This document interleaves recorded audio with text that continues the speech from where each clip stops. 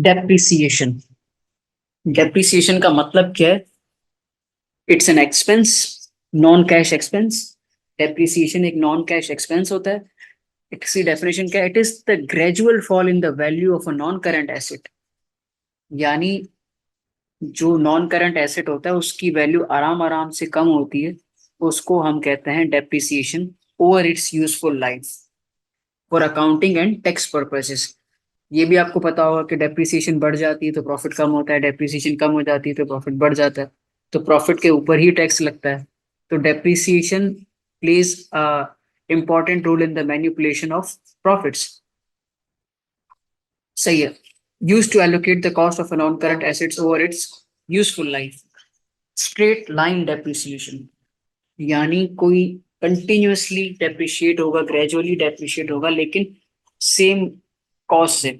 The value of a non current asset reduce uniformly each period until it reaches its salvage value. मतलब हर साल तक हम उसको डेप्रिशिएट करेंगे सेम अमाउंट से, सेम रेट से, अंटिल एंड अनलेस वो अपनी सैल्वेज वैल्यू पे पहुंच नहीं जाता। सही है।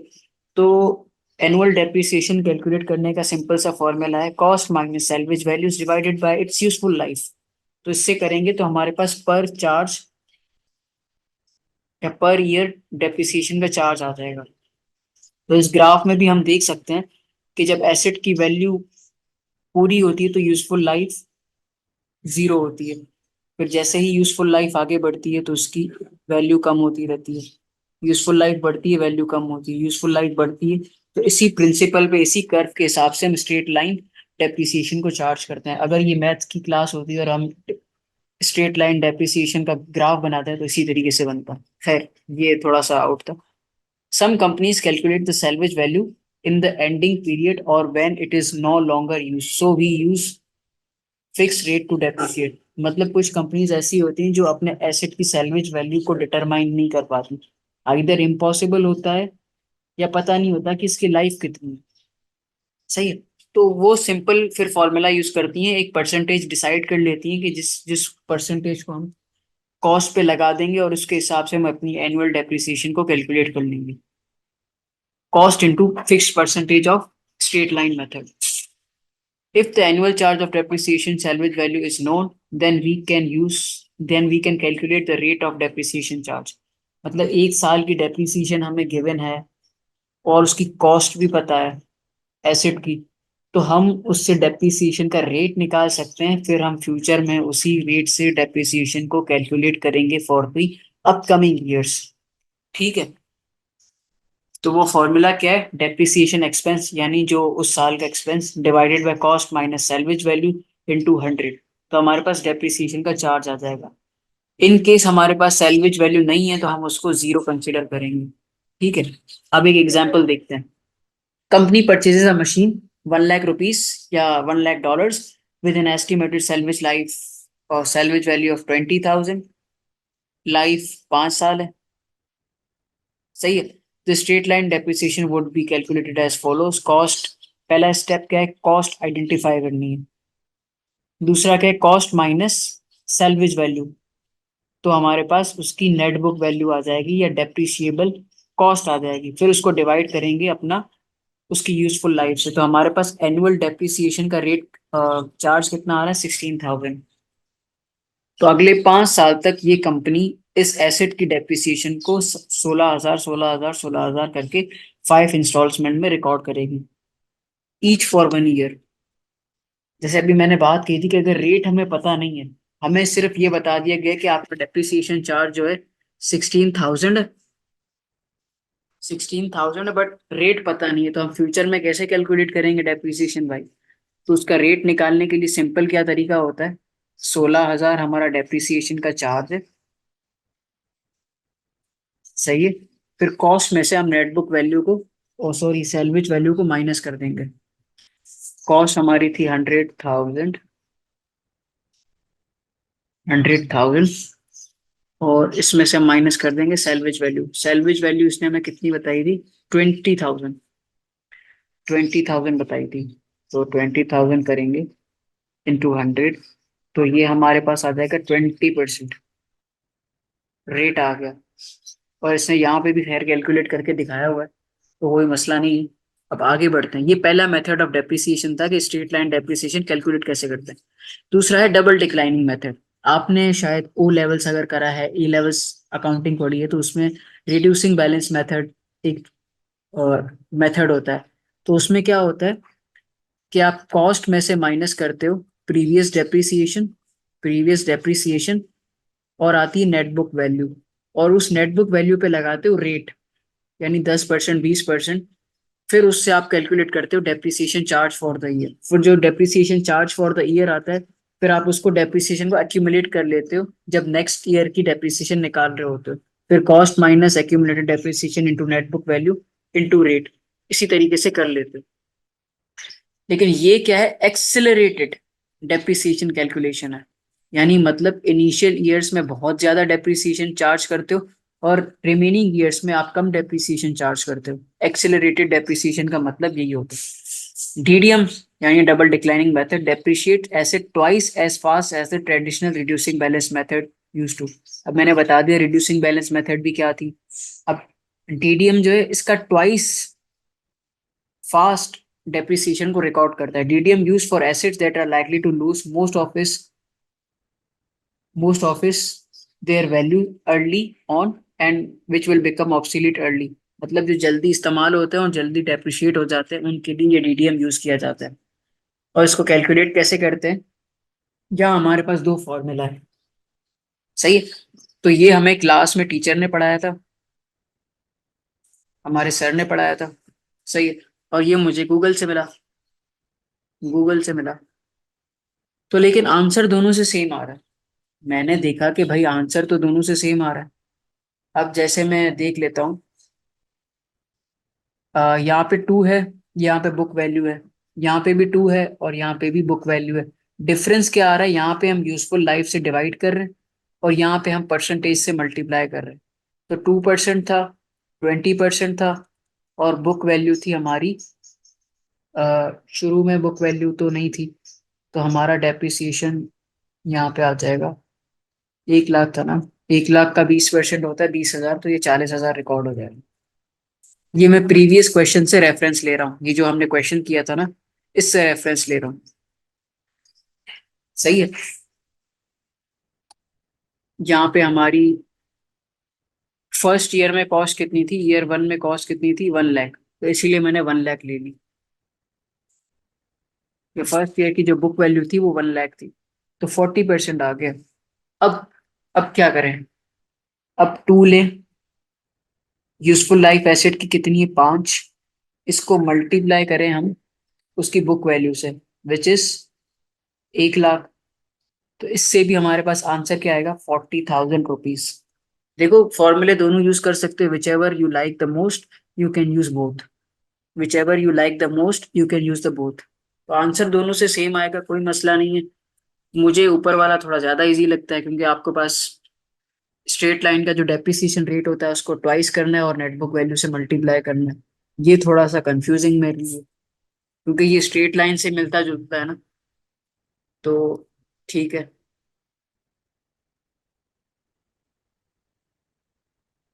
अब तीसरे मेथड पे चलते हैं, which is unit method. A method of accounting for an asset depreciation based on how much it is used.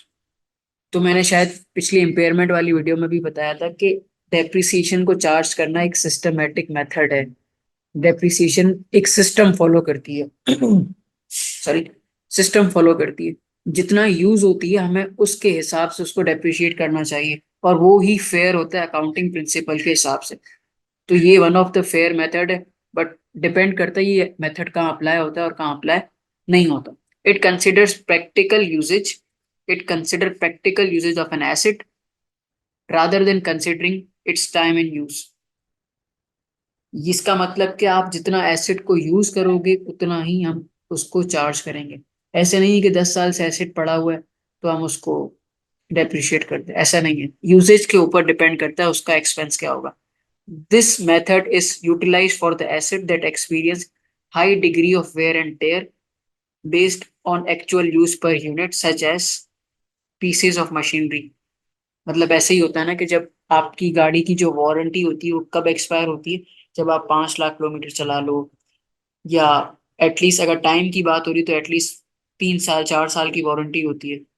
तो सम सॉर्ट ऑफ यही होता है कि भाई जितना यूजेज होगा उसके हिसाब से वो होगा। और यहाँ पे आता है unit produce in year divided by total capacity of units production cost minus salvage value. इससे आपके पास यूनिट मेथड से डेप्रिसिएशन आ जाएगी। और दूसरा फॉर्मूला क्या है, original value minus salvage value divided by production capacity और इनटू यूनिट्स पर ईयर। मतलब आपकी कैपेसिटी कितनी थी और आप कितने प्रोड्यूस किए उसके हिसाब से आपकी डेप्रिसिएशन चार्ज होगी। दोनों से आंसर सेम आएगा, अगेन मैं वही बात करूंगा। तो हमारे पास एक सवाल है, सही है। एक एसेट है, उसकी सैल्वेज वैल्यू 50,000 है और उसकी कॉस्ट कितनी है, 5,50,000, और उसकी कैपेसिटी कितनी है, 20,000 यूनिट्स, सही है। और ईयर 1 में, ईयर 2 में, ईयर 4 में उसने हमें पूरी बता दी है। तो हम सिंपली क्या करते हैं, इसी से हम कैलकुलेट कर लेते हैं।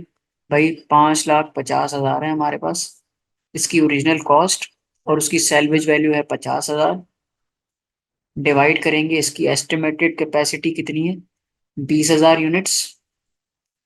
20,000 यूनिट्स उसकी एस्टिमेटेड कैपेसिटी है, इसको हम ब्रैकेट लगा के क्लोज कर देते हैं। और हमारे पास करंट ईयर यानी ईयर 1 में कितना हमने प्रोड्यूस किया, 6,000, सही है। तो इससे हम करेंगे तो हमारे पास करंट ईयर का डेप्रिसिएशन चार्ज आ जाएगा, which is 5 lakh divided by 20,000 into 6,000। तो हमारे पास इसकी डेप्रिसिएशन आ रही है 1.5 लाख, सही है। ये वाला फॉर्मूला है। अब ऊपर वाले से देख लेते हैं, units produced in the year N, पहले साल में कितने यूनिट्स प्रोड्यूस किए थे मैंने, 6,000, और टोटल कैपेसिटी थी 20,000, सही है। और इसको मल्टीप्लाई करूंगा मैं नेट बुक वैल्यू से, विच इज 5 लाख। यार ये तो सेम हो गया, मतलब ये दोनों मेथड सेम है, बस लिखने का तरीका थोड़ा सा डिफरेंट है, बट दोनों सेम है। तो इससे भी हमारे पास 1.5 लाख आ जाए। अब ये आपके ऊपर है, आपको देखने में कौन सा आसान लगता है और करने में कौन सा आसान लगता है, लेकिन दोनों का आंसर सेम है और मेथड फॉर्मूला दोनों सेम है। तो यूनिट मेथड से भी सेम आ रहा है, और सॉरी मतलब यूनिट मेथड से 1,50,000 का डेप्रिसिएशन आ रहा है। ठीक है, ये 3 तरीके थे जिससे हम डेप्रिसिएशन को कैलकुलेट कर सकते हैं। अब डेप्रिसिएशन अभी हमने सिर्फ कैलकुलेट करना सीखी है। अब उसकी पॉलिसी चेंज होती है, अगर उसका स्क्रैप वैल्यू चेंज हो जाता है, उसका एस्टिमेटेड लाइफ चेंज हो जाए, या वो एसेट की कॉस्ट रिवैल्यू हो जाए, कुछ भी चेंज होगा तो हम उसको किस तरीके से उस क्वेश्चन को करेंगे वो हम करते हैं अभी। हाँ भाई, हम आ गए प्रैक्टिस क्वेश्चन पे। एक एसेट है, इसकी कॉस्ट कितनी है, 40,000 रुपये, यूजफुल लाइफ कितनी है, 6 साल है, सैलवेज वैल्यू कितनी है, 4,000 है। और ये कौन से ईयर की बात हो रही है, 2015, यानी ओपनिंग यानी 1 जनवरी की बात हो रही है। और उसकी जो फाइनल कॉस्ट है एसेट की वो कितनी है, 40,000 रुपये। अब सिंपल डेप्रिसिएशन निकालनी है, सिंपल डेप्रिसिएशन निकालनी है, तो हम क्या करेंगे, कॉस्ट हमारी कितनी है, 40,000 minus salvage value which is 4,000 divided by इस यूजफुल लाइफ 36। 36 डिवाइडेड बाय 6, तो ये हमारे पास कितने आ जाएंगे, 6,000 पर ईयर, सही है। ये depreciation charge for the year है, फॉर फर्स्ट ईयर, और अगले 6 साल तक वो ऐसे ही डेप्रिशिएट होता रहेगा, सही है। 2015, 16, 17, 18, 19, 20 सब में 6,000 डेप्रिसिएशन होगी। और पहले साल की एक्यूमुलेटेड डेप्रिसिएशन क्या होगी, 6,000। दूसरे साल की क्या हो जाएगी, इन दोनों को प्लस करके 12 आ जाएगी। तीसरे साल की क्या हो जाएगी, इन तीनों को प्लस करके 18। चौथे साल की इन चारों को प्लस करके, इसी तरीके से हम एक्यूमुलेटेड डेप्रिसिएशन निकालते हैं। इसको हम बोलते हैं current dep current depreciation plus previous depreciation, CD plus PD. Current depreciation जो अभी जो मैंने कैलकुलेट किए, और पिछले जितने भी सालों की डेप्रिसिएशन है उनको ऐड करके मैं एक्यूमुलेटेड डेप्रिसिएशन निकालता हूँ। अब अजम्पशन हमने क्या लिए कि भाई 1 साल के बाद ना सैल्वेज वैल्यू 6,000 हो गई है। पहले सैल्वेज वैल्यू कितनी थी, 4,000, अब कितनी हो गई है 6,000। और आफ्टर 2 years, यानी 2 साल के बाद 2017 में the remaining life was increase by 2 years। तो मतलब हमारी पहले लाइफ कितनी बची होगी आफ्टर 2 years, 4 साल, लेकिन हमने उसको 6 साल कर दिया। अब इसी मेथड पे हमें डेप्रिसिएशन कैलकुलेट करनी है। भाई 2015 में बिगिनिंग वैल्यू कितनी थी? 40,000 थी। सही है। सेल्वेज वैल्यू कितनी थी? 4,000 थी। सही है। तो रिमेनिंग लाइफ कितनी थी भाई? नया नया एसेट है, 6 साल होगी। अब डेप्रिसिएशन चार्ज क्या होगा? 6,000 होगा। 6,000 कैसे आया? ये ऊपर मैंने फॉर्मूला में कैलकुलेट करके दिखाया था, 6,000 आ गया। अब एक्यूमुलेटेड डेप्रिसिएशन कितनी? ज़ाहिर है पहला साल है तो 6,000 ही होगी। अब नेट बुक वैल्यू कैसे निकालते हैं? Cost minus accumulated depreciation. Cost minus accumulated depreciation करते हैं तो हमारे पास नेट बुक वैल्यू आ जाती है। भाई कॉस्ट कितनी है? 40,000। सही। एक्यूमुलेटेड डेप्रिसिएशन कितनी है? 6,000। तो नेट बुक वैल्यू कितनी आएगी? 34,000। अब इसने एक अजम्पशन दी थी। इसने एक assumption दी थी, after 1 year 2016 salvage value was in revised to 6,000। salvage value क्या हो गई? 6,000। salvage value क्या हो गई? 6,000 हो गई। और अब एसेट की बिगिनिंग वैल्यू क्या है? अब एसेट की बिगिनिंग वैल्यू क्या है? 34,000। ऐसा ही है, 34,000 है। और रिमेनिंग एसेट की लाइफ कितनी है? 5 साल, क्योंकि 6 साल का नया नया एसेट लिया था, उसकी यूजफुल लाइफ थी। 34,000 माइनस 6,000 डिवाइडेड बाय 5 years, तो उसका डेप्रिसिएशन चार्ज आ रहा है 5,600। क्या आ रहा है? 5,600। 6,000 प्लस 5,600 कितना होता है? ये होता है 11,600, if I am not wrong. 11,600। 11,600। अब इसकी नेट बुक वैल्यू क्या आएगी? 34,000, यानी cost beginning value minus accumulated depreciation. तो इसकी एंडिंग वैल्यू क्या आ रही है? 22,400। सही है, यहां तक कोई मसला तो नहीं है। अब इसने दूसरा अजम्पशन क्या बोला था? आफ्टर 2 years, 2 साल के बाद। 2 साल हमारे कंप्लीट हो गए। 2 साल के बाद तो हमारी ओपनिंग वैल्यू क्या है? 22,400। इसको थोड़ा सा पतला कर लेता हूँ। 22,400। अब एसेट की वैल्यू कितनी हो गई है? रिवाइज हो गई है। तो एसेट की वैल्यू क्या हो गई है? रिवाइज हो गई है।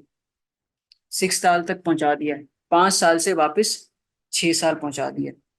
सही है। और उसकी सॉल्वेज वैल्यू,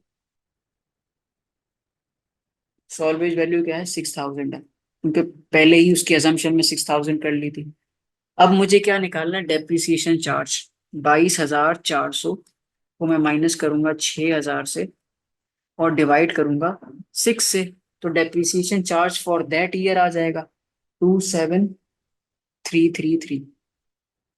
सही है। तो मेरे से एक मिस्टेक हो गई है, मैं उसको करेक्ट कर लेता हूँ। ये हमने वैल्यू गलत निकाली है, सॉरी फॉर दिस। कॉस्ट क्या थी? 34,000 थी और माइनस करनी थी 5,600।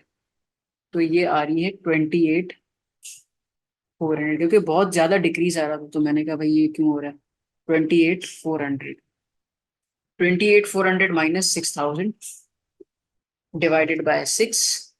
अब मेरे पास डेप्रिसिएशन चार्ज आ रहा है 37,333। अब इनको ऐड करूंगा 11,600 में, तो ये हो रहा है 15,333। 15,333। अब नेटबुक वैल्यू क्या आएगी वो मुझे निकालनी है। कॉस्ट मेरी कितनी है? ओपनिंग कॉस्ट कितनी है? 28,400। और करंट ईयर का डेप्रिसिएशन कितना है? 3,733। तो अब इसकी नेटबुक वैल्यू क्या आ जाएगी? 24,667। अब 1 साल का क्लोजिंग, अगले साल का ओपनिंग। 24,4,667। तो इस तरीके से आ गया।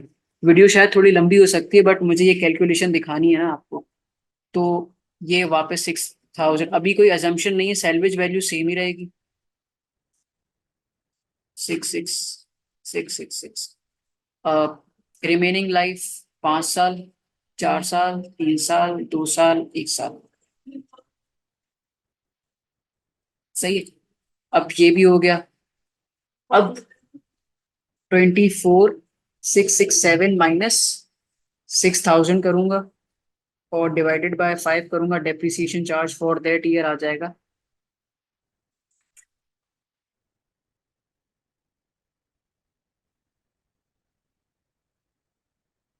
37333। अब मतलब ये स्ट्रेट लाइन हो गया। सही है, स्ट्रेट लाइन कैसे हो गया कि मैंने कॉस्ट, यानी ये वाली कॉस्ट है, यानी स्ट्रेट लाइन जो हमने अज्यूम किया था हम स्ट्रेट लाइन ही लगा रहे हैं। तो अब इस केस में क्या हो जाएगा कि डेप्रिसिएशन हमारी हर साल की सिमिलर हो जाएगी, 37333, 37333। इसमें मैं ये लिखना भूल गया था कि स्ट्रेट लाइन यूज किया जा रहा है। अब इसमें वो डबल डिमिनिशिंग मेथड भी दे सकता है, यूनिट वाला मेथड भी दे सकता है। अब ये सवाल की नौइयत के ऊपर डिपेंड करता है। सही है, तो ये सारी डेप्रिसिएशन एंड तक ऐसे ही यूटिलाइज होगी।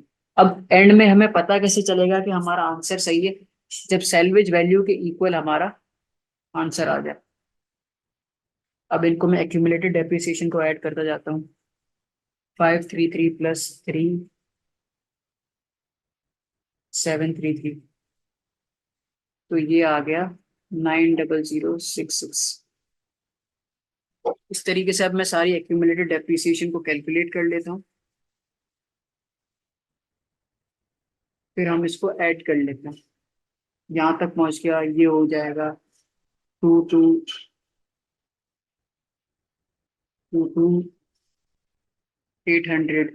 और इसमें ये वापस ऐड करूंगा तो ये हो जाएगा 26533, और इसमें ये ऐड करूंगा तो ये हो जाएगा 3266, और ये हो जाएगा 34,000। तो ये सारी वैल्यूज हमारे पास आ गई। अब कॉस्ट में क्या चेंजेस आएगा, अब यहाँ पे हम देखते हैं। तो ये हो जाएगा 20,000, जब 3733 आप माइनस करोगे तो ये हो जाएगा 20,993। सही है, अब ये यहाँ पे आ जाएगा 29333। अब इस ओपनिंग वैल्यू में से हम वापस डेप्रिसिएशन को माइनस करेंगे तो ये हमारे पास आ जाएगा 20,200, नहीं 17,200। सही है, वापस इसको 17,200 यहाँ जाएगा। अब वापस ये वाली चीज इसमें से माइनस करेंगे, 3,000 तो गए, 14,000, 13,000, 13,466। सही है, अब ये वापस यहाँ आ जाएगा। मतलब ये एमोटाइजेशन टेबल शायद आपने पढ़ा होगा, ये उसी की तरह थोड़ी सी वर्किंग है, बड़ा सा टेबल लग रहा है, बट कंफ्यूज होने की जरूरत नहीं, एक प्रॉपर सिस्टम और एक फॉर्मेट फॉलो कर रहा है। अब बिगनिंग वैल्यू आ गई, बिगनिंग वैल्यू में से हम क्या माइनस करते हैं नेटबुक वैल्यू निकालने के लिए? Depreciation.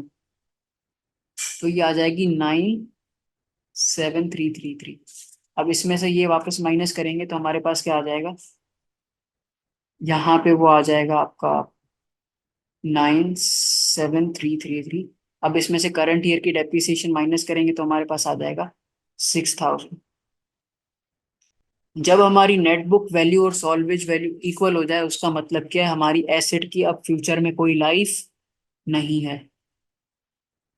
When net book value equals salvage value, it means asset has been completely uh, vanished vanished from books। हो सकता है सैलवेज वैल्यू के होने के बाद या हम उसको बेचते हैं, हम उसको फर्दर यूज करें, बट उसकी लाइफ खत्म हो चुकी है। ठीक है, तो इस तरीके से हम पूरा फॉर्मेटिंग करते हैं। ये काफी लेंदी होता है, इसमें कैलकुलेशंस में काफी हमें लाइक एक्यूरेट होना पड़ता है। तो दैट्स इट फॉर डेप्रिसिएशन। कोई क्वेश्चन हो, कोई प्रॉब्लम हो तो आप कमेंट्स में कर सकते हैं। हमने इसमें 3 मेथड्स पढ़े हैं, डेप्रिसिएशन का अंडरस्टैंड किया और प्रैक्टिस क्वेश्चंस किए।